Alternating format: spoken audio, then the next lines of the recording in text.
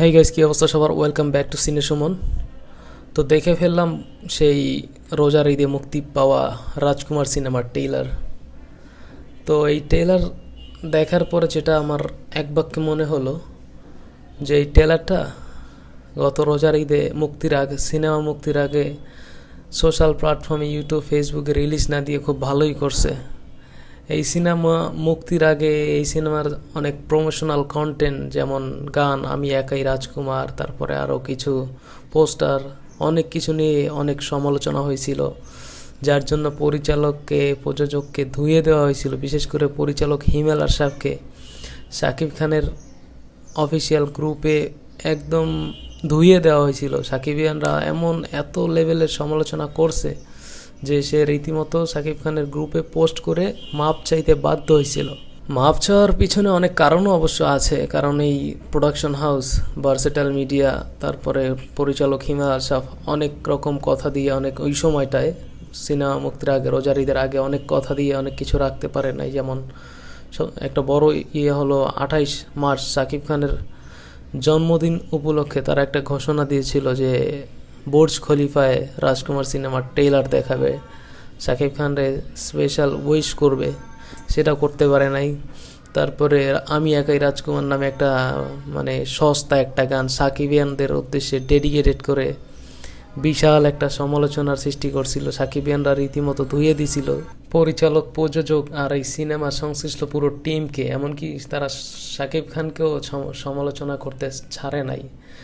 বলছে যে আমি একাই রাজকুমারের মতো এইরকম একটা নিম্নমানের কাজ শাকিব খান দেখে শুনে বোঝে, কিভাবে শুটিং করে, কিভাবে এগ্রি করে।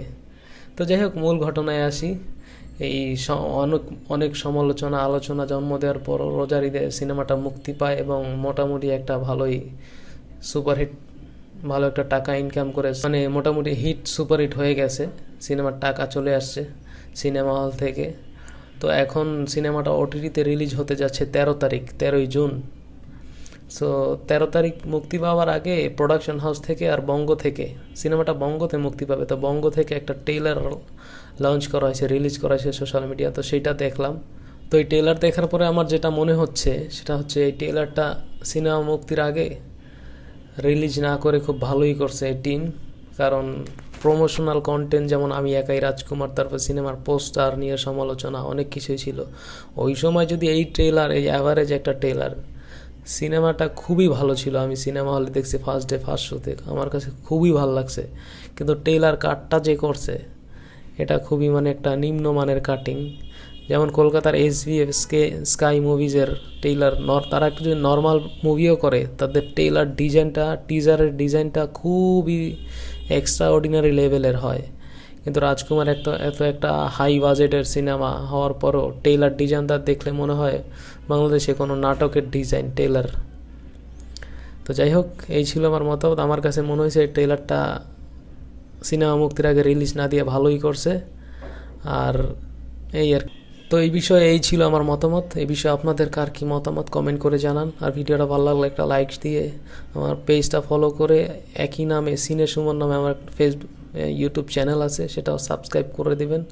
বাংলা সিনেমা, শাকিব খান রিলেটেড যে কোনো নতুন লেটেস্ট আপডেট এবং নতুন নতুন কন্টেন্ট পেতে আমার ফেসবুক পেজটা ফলো করেন সিনে সুমন, আর আমার ইউটিউব চ্যানেলটা সিনে সুমন নামই দেওয়া আছে, সাবস্ক্রাইব করে রাখেন। ধন্যবাদ, বাই, আল্লাহ হাফেজ।